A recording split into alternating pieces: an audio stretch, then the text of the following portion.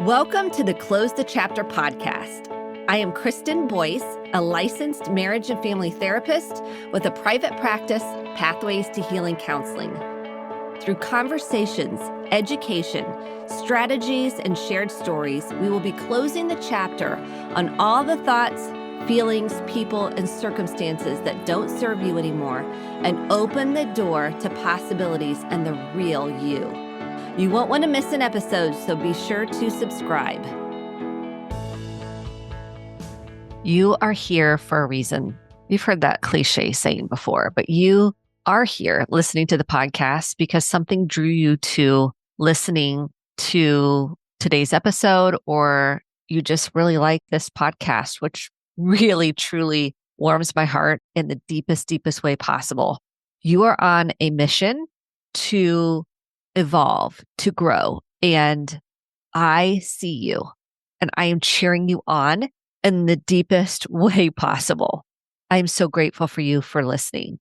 And today's episode reinforced that when we sit and we write and we really work on self-awareness, getting to know ourselves and what our spirit says versus what our ego says, it can change your life. And that's why I'm excited about today's episode. Let me tell you about my guest. Jacob Nordby is a co-founder of Writing Room Collective, Heal and Create, the Institute for Creative Living Foundation, which is a 501(c), and the author of several books, including Best Are the Weird and Manifesto for Creatives and The Creative Cure.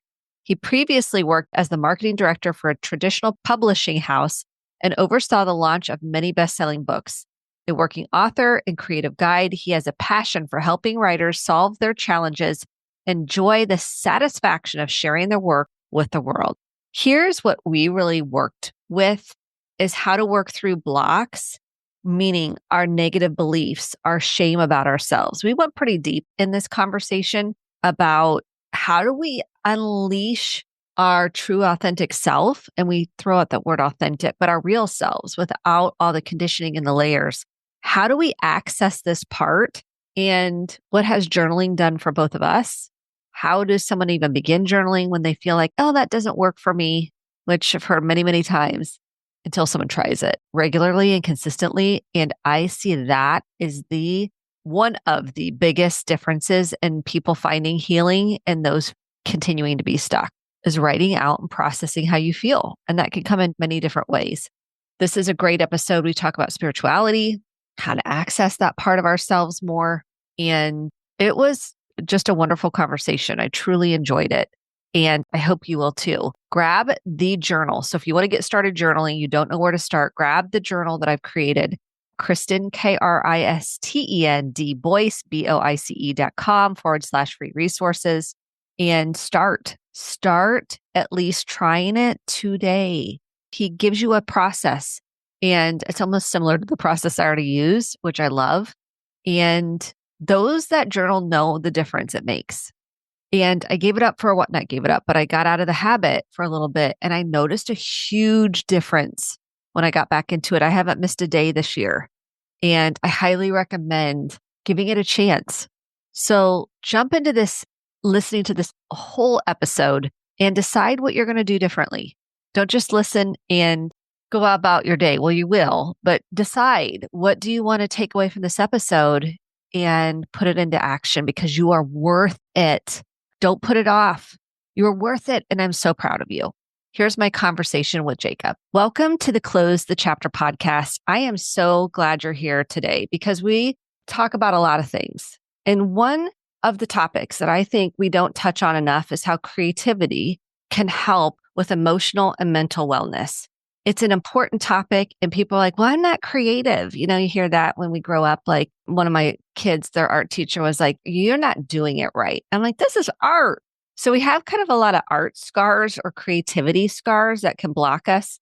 So it's not a thought of people's typically is that creativity can be a cure. So I am so excited, Jacob, you are here today to talk about this. Welcome to the Close the Chapter podcast. Thank you so much, Kristen. When I found out I was having a slot here, I was so excited to join you. Thank you. And I love that you're passionate about transformation and healing on this podcast. Yes, I think it's what's needed right now. I think everybody's got wounds that they're carrying around, and then the world feels unsafe. And talk about how you started on this journey of creativity being the cure for kind of how you feel, an expression and an outlet. So Yeah. share more about that. I wrote a book, wow, it's been over 10 years ago now. Blessed are the weird. And that was a manifesto for creatives, Kristen. And I had a lot of people come up to me and go, I don't think I'm creative, but I love the idea of somehow engaging with it. And that really led me to want to write the Creative Cure book because it just hurts my heart when I hear people say I'm not creative, because I see creativity as our life force, as our vital energy. And it's meant to go through all parts of our life, like kind of like the sap in a tree. It's not meant to just go through this one little channel. And of course, we're going to talk about today the actual benefits of getting into the creative way of being. And I love to focus there on the who, Kristen, rather than on the product of our creativity, because that's where it has to start. Yes. And I love the forward for your book is by the artist's way. How did you get her to write your forward? I mean, I'm just curious. I was like, this is awesome. Wow, I honestly pinched myself a lot to have become actual friends with Julia. And my father gave me a copy of The Artist's Way back in 2009. My life had turned upside down, Kristen. I had been in finance and entrepreneurship, and I got completely wiped out in the 2008-9 crash and moved to Austin, Texas with my then wife and 3 little kids, and I had no idea where to start. And the fact is, this connects to your question earlier. I had wanted to be a writer when I was 10 years old. That was the first real thing. I had said I want to be a spy or a whatever, but this was the first thing. I'm like, I want to be a writer, and I feel it. But then I just promptly forgot it, like so many of us do, and went out thinking I needed to make money and get that out of the way first. So when I came to this juncture in my life and I was 35 years old and I had no idea how to restart, devastated. And you're a psychologist. I mean, on an identity level, I had no idea who I was. And my dad gave me this book, and he would have called himself a blocked creative probably. And he said, someday I'm going to need this back. And so I took it with me. And one day I had this part-time job in a warehouse in Austin. And I like to say it was the only one there because I was waiting for box orders. And I was so lonely that even the spiders got discouraged and went away. But one day I felt like I should bring that book with me. So I did. And I started reading it and immediately felt like somebody saw me. And I started doing the morning pages. And it began this tremendous experience of healing and self-discovery. Fast forward 10 or more years, and I was working with a company that put on an event, and we asked Julia to present. And then that became this friendship, which to this day, I mean, it was her birthday last week, and it's such a wonderful thing for me to have this. My father died before I could give that copy of his book back. I'm looking at it right now, but I felt like with this work with Julia and the work with people, I feel like I'm able to give it back.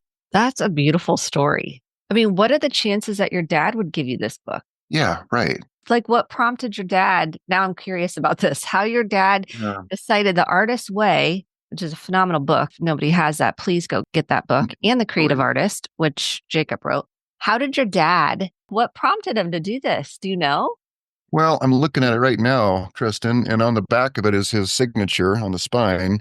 And I feel like he had read it and he saw himself as somebody who had never been able to really express himself creatively. And so I feel like it was a real gift from his heart. Like he said, I know that you need to connect with yourself. And so I've always been grateful. He saw you. Like he saw you. This is what I do in therapy. I want parents to see their kids. I want people to be seen. It feels like that was a way for your dad to see you and give you permission to like access, I don't know, to access this part of you that he saw. Do you feel like that? So much so. And like so many of your clients and listeners probably have had the experience. My dad and I had a really tough go of it during my childhood. And during the last couple of years of his life, while this was all happening, we really came to some healing. And so, yeah, this absolutely felt like a stamp approval or a permission slip or something. So you started the morning pages. For those that don't know what that is, can you share that? I know what they are, but for the listeners that are like, what's morning pages? Morning pages. Yeah, it's a free form writing in a notebook. If you talk to Julia, she has very specific ideas about what size of paper and all that. But basically, you're writing for about 10 to 20 minutes every morning. And you start out with, I have a short process, maybe I'll share later, that Julia has said, yes, that works great for morning pages. But basically, The way that she describes it, Kristen, is we're clearing off the debris on the top of the stream. And so some people really struggle with that at first. It's like, this is just boring, whiny, barfy dribble. And Julia would say that's exactly what it's supposed to be. So we're letting ourselves get the gunk out. And then that allows us then to access more of our inner wisdom, more of our actual guidance and grounding. What did you create from that? Sounds like you created for because all of us are blocked with our creativity in some ways. You said your dad's a block creative. I'm like, oh, that's a great term to start naming. Like, we're a block creative. Walk us through how we start to access our creativity. I think that one of the parts of the block for us in this culture, Kristen, is that most people, look, as Julia would say, and as I would say now, as children, we're all very creative. And we're not as hung up on whether it's good or whether we can sell it or whatever. It just is like, no, we naturally draw, we naturally dance and sing and do the things and imagine. But our culture, very quickly, as we become adults, our culture very quickly trains us that it's not valuable unless we can sell it and make a living or become famous or prominent with it. So I feel like that's one of the key things that a lot of people get hung up on is, oh, I'm just not that good. So why would I spend time out in my garage learning to play the guitar or making sourdough bread or whatever these things are? And what I love about your podcast and what you're doing here is inviting people into healing. And so for me, we have to go back to some early conditioning and some beliefs that we internalize many times before we even know our own name. We learn that I'm not safe here. I don't belong here. I'm unlovable. I'll be abandoned. All those deep core beliefs. And so for me, the process of journaling is one practice that is self-discovery and self-expression. It helps us unwind or at least spot those looping tapes of thought that we may not even be aware that are going all the time. I love to ask 3 questions as part of a journaling practice. And the first question is, how do I feel right now? And you're a therapist, most of us internalize the truth, the lie, early on that my feelings don't matter. And we hear things like, you can't trust your feelings. Feelings always lie. And I'm always like, no, feelings always tell a truth, right? Yes. Okay, so you start with, how do you feel right How do now? I feel? Often, and that's something so grounding is we're sending a message to our psyche that says, I matter. My feelings matter. And so what comes out at first might be cranky or tired or whatever. And the important thing is to just be honest about it. It's like, this is how I feel right now. Because my journal has become, and what I encourage other people to see, it becomes your best friend, only a friend who never gets bored, who never says, oh my God, I've heard this story 10,000 times. Would you please move on? And so by saying, how do I feel right now? We're befriending ourselves. We're healing that connection to our inner creative selves a little bit more. And the second question is, what do I need right now? I'm often surprised, Kristen, by how prosaic. Sometimes it's, I need to pee, or I need a nap, or I need a drink. But, then often more existential things too. I need a sense of confidence. I don't know where my life's going right now, whatever it might be. And again, we're sending that message that my needs matter, that many of us learned early on, they don't matter. So those 2 questions right there just help us begin to tap. And it's like, I love to treat the inner creative self like a very bright, curious toddler. Because when we turn our attention in that direction, it wakes up. It's like, oh, you care. Okay, we'll engage. And then we start to wake it up, and then good things begin to happen. When I ask myself what I need, a lot of times it's reassurance. We want certainty. Yes. We want certainty for outcomes. And I'm like, I am really working on unattaching to needing a certain outcome. It's a journey I've been on. So people that have listened to the podcast know this. And it comes through in my writing. It comes through in my journaling. I'm looking for some higher sense of self, higher, God, we can call it universe, whatever you want to call it, to tell me it's all okay. Yeah. It's all going to be okay. Right. It's a theme. Do you find that when you answer these, you'll see a theme come through? So often, Kristen, working with people inside of a pattern, it's so hard to spot the pattern often. And so I'll see these themes, and over the course of weeks or months, I'm like, oh, I'm seeing myself inside of an actual pattern, a much larger thought pattern. And so, yes, those questions serve to bring us into connection with the things we are feeling anxious about. And let me just pause for a moment. What you said, I loved that, the certainty thing. Like, that's one of the deepest cravings we all have, is safety, is certainty of some kind. And oh my God, how many people are feeling the pressure, the terror of not knowing where things are going right now? Yes. you This is know? what they're coming in droves right now. I mean, it's really unlocking some real primitive feelings of, I'm not safe. I don't know what's going to happen next. Am I going to have enough money? Am I going to have enough to take care of myself? So in this journal process, how do I feel? What do I need?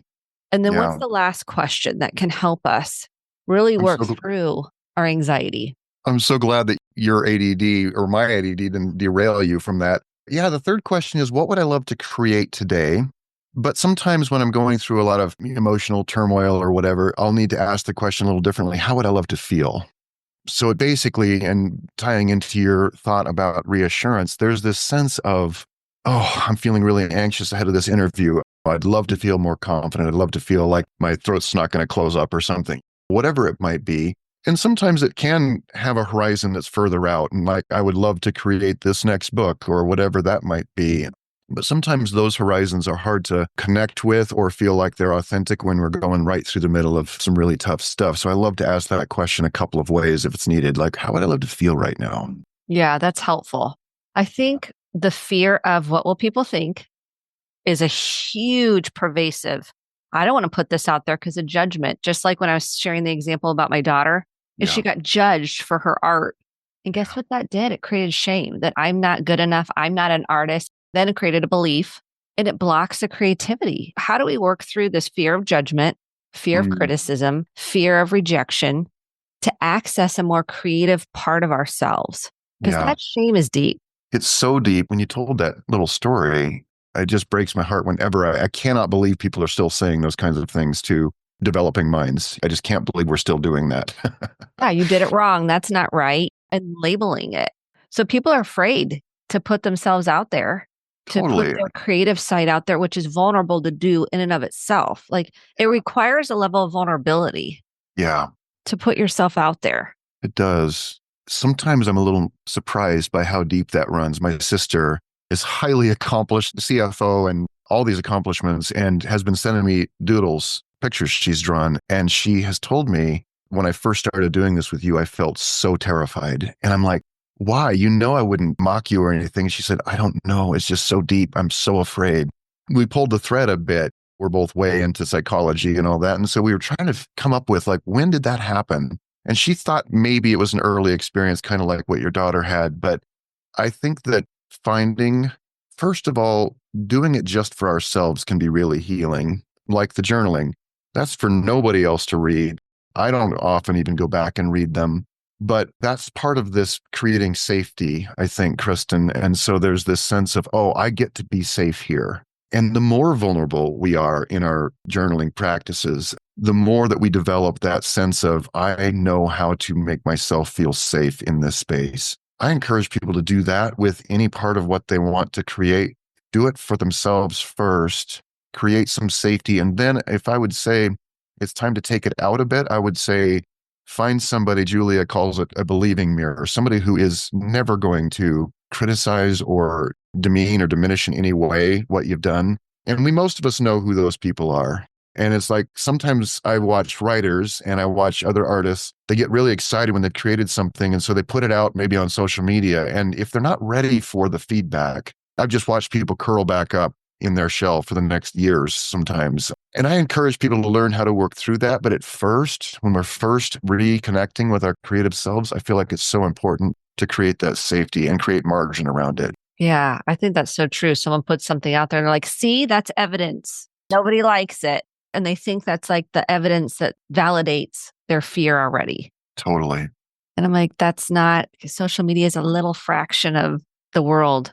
Yeah. And how do you begin to access? Is this the first step would be journaling to access your creativity? If someone says, I'm really blocked with this, Mhm. would this be the first step is journaling with these journal prompts or what would you say? I'm a writer, Kristen, so I kind of tend to want to start there all the time. Some people, I'm sure as a therapist, you run into people who just won't journal or don't want to, Oh, you know. yes. And They're like, I'm what do not you, a journaler. And I'm like, please don't close the door. I was going to ask, how do you work with them on that? Evidence. I say the people that make the most progress towards the healing that they want are journaling, are writing. Okay. Okay. And I'm not saying that's the only avenue. Of course, it's not. I mean, Yeah. it could be painting, it could be music, it could be being in their garden. There's other ways. And this is a supplemental that I encourage people to do on top of those other creative outlets. So it's Yes. an and in both, not an either or. I love that. Well, in this little program I told you about, the 3 questions, it's part of an actual downloadable program. And when I first created that, Kristen, I was going to be on one of these summits, and so I had to have something to give away. And I wrote it, and it's very short. It's like a 12-page little ebook with an audio program. I was embarrassed by it. I mean, talk about shame. I thought this is too simple. It's not going to be worth anything. Put it out there. And then thousands and thousands of people have used this. And I've had therapists get a hold of me and say, my people are journaling and they've never journaled before because this is so simple. So I've just been grateful that it's been useful. So to your question, We'll link yes. it in the show notes. So if you're like, I want Okay. that for free, we'll link it in the show notes and I'll put it in my newsletter that you. Oh, thank you. It's interesting. I feel kind of a bit meta here, but also I feel vulnerable even sharing that because I think it's reflective. I was so sure that it wasn't worth much. Oh, it This was is too, what I want right? people to see because this is the reality of how we feel. Yes. I was shocked when people said this is useful. I really was. And that's me. And I have several books out in the world. I was still like, oh, yeah, I'm sure this isn't worth much, But that's our initial thought. Yeah. That's often our initial thought because that shame runs so deep that I'm not enough. This isn't, people are going to think I'm whatever, fill in the blank. Yes. They're going to make a judgment towards this. So I'm not going to go through that. So I'm not going to put myself out there. Yes. Or I'm not going to go through these exercises because those don't work for me. They've already determined. And I'm like, wait, whoa, whoa, whoa, whoa. We haven't even, let's try it. And I'll say, throw me a bone and do it for until we meet again. Just throw me a bone because I want them to try. Like we have to do something different. We all heard that. You do the same thing, you're going to get the same result. And this is really my blocks with creativity can be around writing, not my journaling, because I just kind of let it go. But when I want to write something, like I'm trying to write a book, okay, I can get all in my head about what other people have already done this. Well, what's new? Well, you've heard this. I mean, these are the shame stories.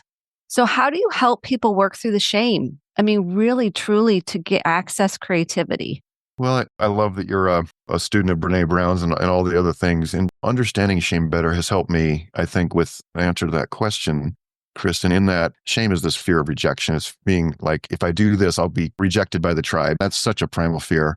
I think it comes back to that creating of safety. It's like, I'm going to try this, and this is only for me, and I'm going to make it safe. I had a one-on-one client at one point who was so terrified that what she was writing, well, what was happening is she was going into self-discovery in the process of writing. This was a book.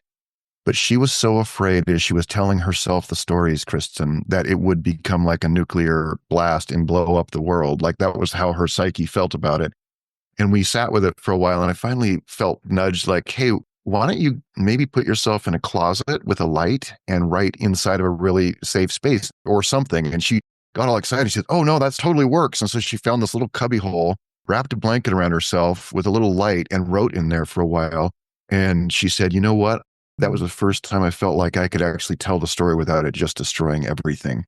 So I think that comes back to that sense of what do we need to do to create enough safety so that we can begin to discover who we are inside of this, outside of that fear of rejection.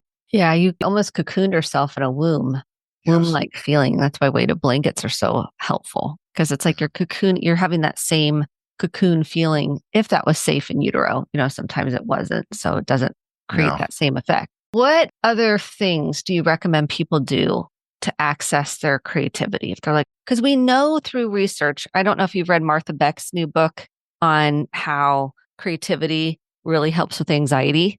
Not yet. And so I was curious, like, are there other things people can do to access this more authentic creative part of themselves? Yeah, I feel like it's interesting you brought up Martha Beck's work and that the sense of anxiety. And I feel like sometimes people need a big enough reason why to actually do it.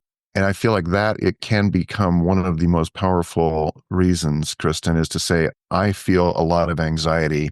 If we can unhitch our creative work and expression from money and fame, that's not to say this can't all happen, but let's just unhook it from that at first, because a lot of people feel so blocked by that. It's like, well, this will never be good enough to sell. Unhook it from that and hook it up to, this will bring me greater peace of mind. This will help me ground. This will bring me into my center. What we discover, and I know you know these things, I love the polyvagal chart, fight or flight, freeze. And that green zone at the bottom, I've had that virtually tattooed inside my skull because whether I'm driving around or sitting in a meeting or whatever, I can kind of watch, oh, I'm up in fight or flight right now. So the more that we can bring ourselves down into that ventral vagal zone where our bodies are releasing serotonin and oxytocin and we're feeling safe and we're opening ourselves up to the resources and ideas that are around us, we're feeling connected to ourselves and to other people.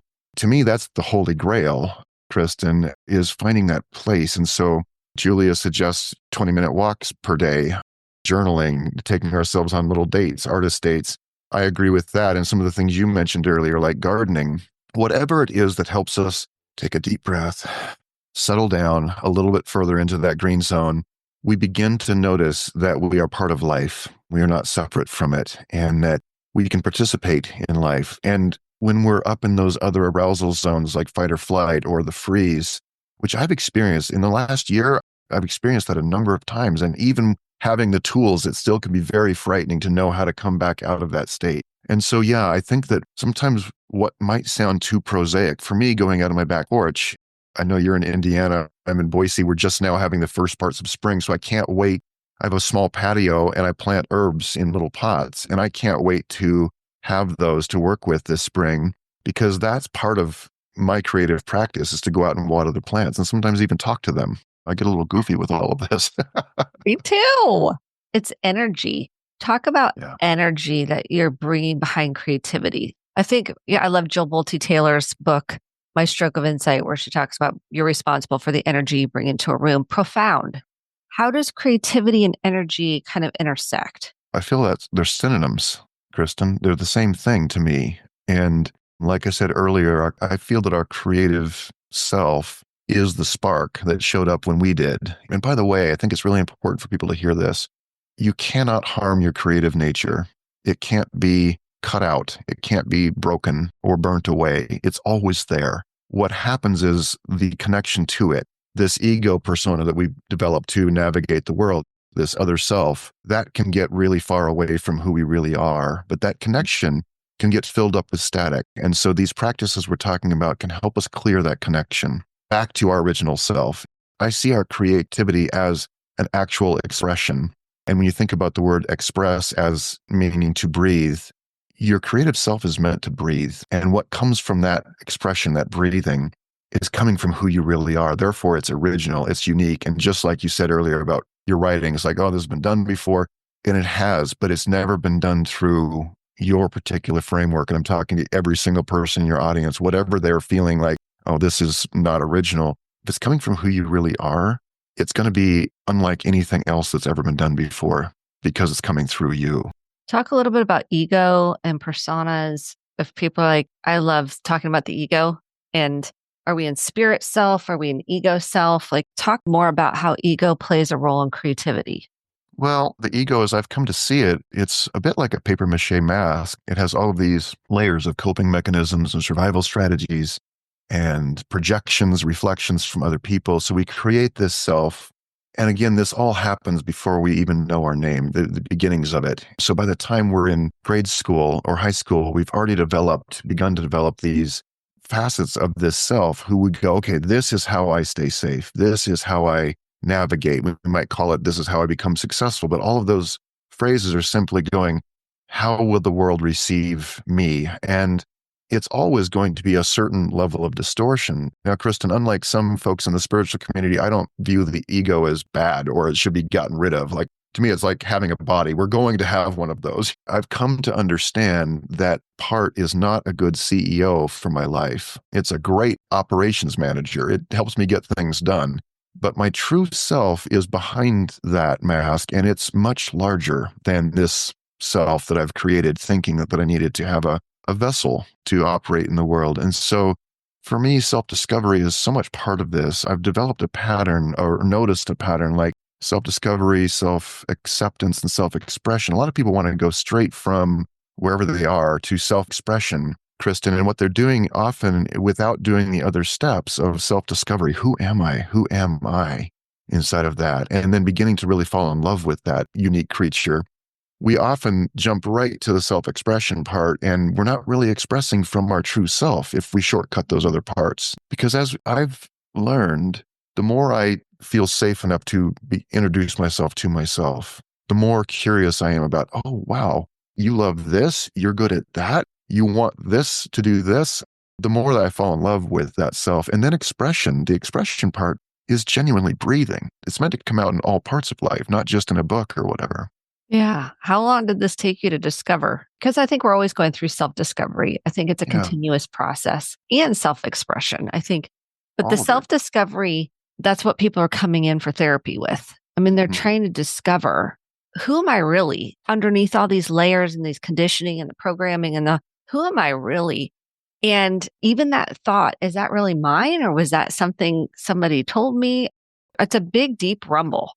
And It that's why sure is. journaling can start sorting that out. It can start putting it out there and looking at that self discovery. Do you feel like that? Agreed.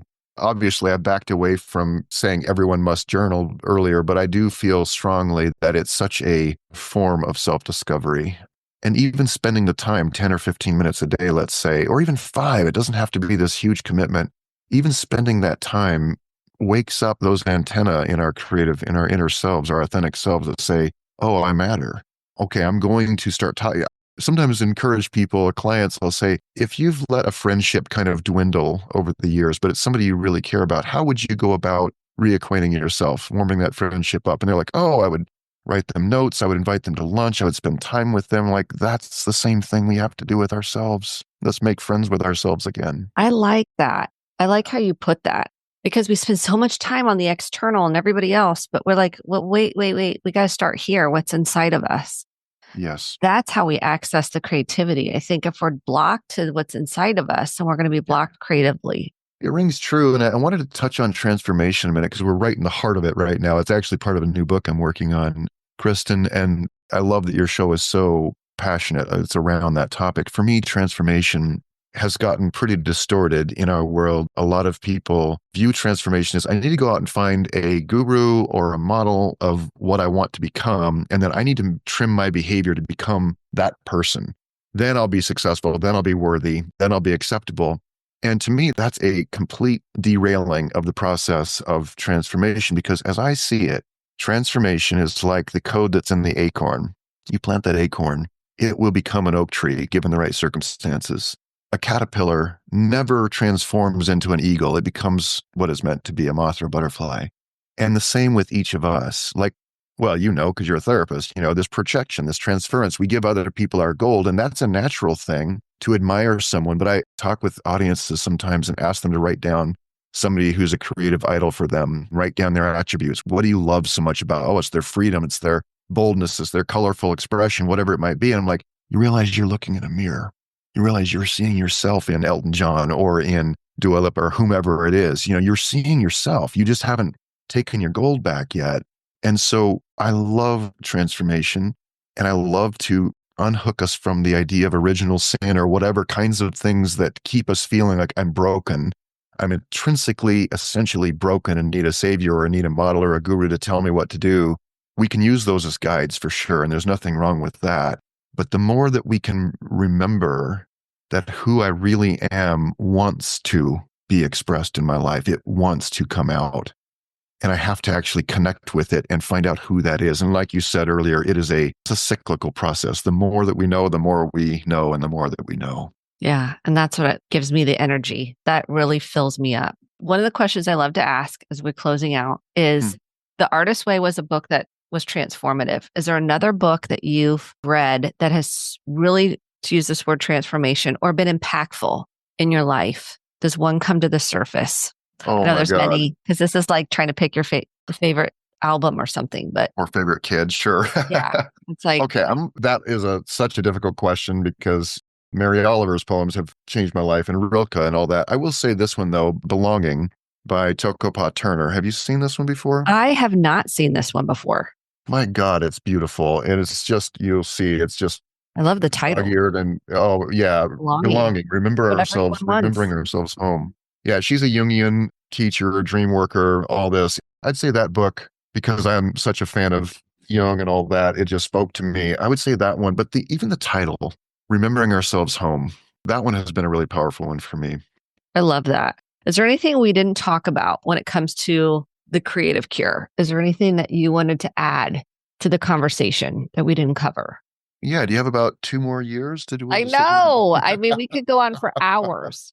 No, I feel like we're touching on some of the real core of it. But I will say this, underneath all of this stuff, sometimes we feel like we're in these healing journeys and we're discovering so much about trauma and what hurt us and how we're going to heal from it. Sometimes we can forget that the real outcome of this is that we come into wholeness, that we actually get to live our lives with greater joy and with greater freedom. And I love redefining a bit the idea of joy, in that joy, to me, it's the magic, it's the goal here. And for me, understanding that joy isn't happiness, it's something deeper. Because happiness for me is kind of like the geyser. It's like, this is when joy spurts out. I get a new job or new relationship or whatever it might be. And those are exciting and wonderful, but it comes from that deeper place of joy. So even when I'm walking through a scary, dry desert, if I go down below the surface, I can find the joy there. I can find the joy that's pulling me forward in my life. And I just want to say to everyone listening, if you're feeling afraid in this world, if you're feeling uncertain, and if you're not, God bless you. I can't imagine. Most of us are feeling that way to varying degrees. And I just want to say that who you really are, and I love that's a synonym for me of your creative self, your inner self. Who you really are is enough. It's enough for life. It's enough to help you through. It's enough to help you find the solutions you need, and also to find actual joy and satisfaction in the process. And for me, that's the sweet spot. It is, because so many people are not feeling joy. Because happiness comes and goes. It's just like a shot in the arm. Joy is deeper. You're saying it's deeper. It's more grounded. It's more rooted. Would you say? Yes. The- It's like the aquifer to me, Kristen. It's like that deep, deep, quiet, hidden resource. And yeah, I mean, the last year, I've gone through some really difficult times, and there's been times I've experienced depression. And during those times, I have to remember, yes, the joy is still here, though. And by the way, I kind of like one of Mary Oliver's poems where she said, there's still a beast within you that crying, this world is what I wanted. I came here for this life, for my life. And your creative nature wants to help you transform whatever you might be going through at the moment into something that becomes a work of art in its own way, even if it feels really broken, like that Japanese art of kintsugi or kintsukuroi, two different words of taking a broken bowl and fixing it with gold so it becomes more valuable and beautiful than it was even before. Do you think that creativity is your purpose and mission? Oh, could be, I guess. Yeah, I mean, the word is so interesting because it means so much to different people. But for me, transformation is probably the most, personally, it's my most important value. It's my most important thing. Because for me, the process of becoming, and this is probably important to say, the process of becoming who we really are, that is our greatest creative project ever. Like becoming me, becoming you, that is the most creative thing you will ever do. And what comes from that is art. Boom. There we go. It's a way to tie this up and really land what we're saying with this conversation. Jacob, where can people find you if they're like, and I'm going to link the journal. And you get the meditation and the journal prompts. Where can they find you if they're like, I really want to know more? Probably jacobnordby.com. I have a Institute for Creative Living, so they can go to instituteforcreativeliving.org as well if they want. We have some of these programs, and I have a new program coming out with Julia in April, but this will air in April. So can you tell us? Cool. Yeah.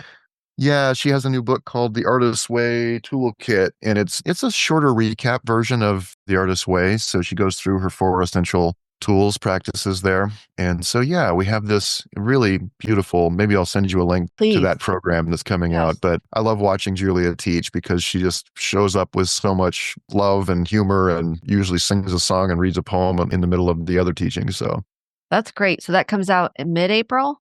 Because this will air early April. Okay. And then what's your role? Are you helping co-facilitate or? Yeah. Okay. I'm the host of that one. That's exciting. Okay. Well, I'll definitely want to get on that one. And I encourage you to get the Creative Cure. If you are feeling led in any way, saying this resonates with you, grab the book. I will link it. It's on Amazon, and your other books are also on Amazon. So you can grab those there. And I'm so grateful for your energy and your heart and who you are and being on this podcast, Jacob. Thank you so much. Likewise. Thank you so much, Kristen. Thank you so much for listening to the Close the Chapter podcast.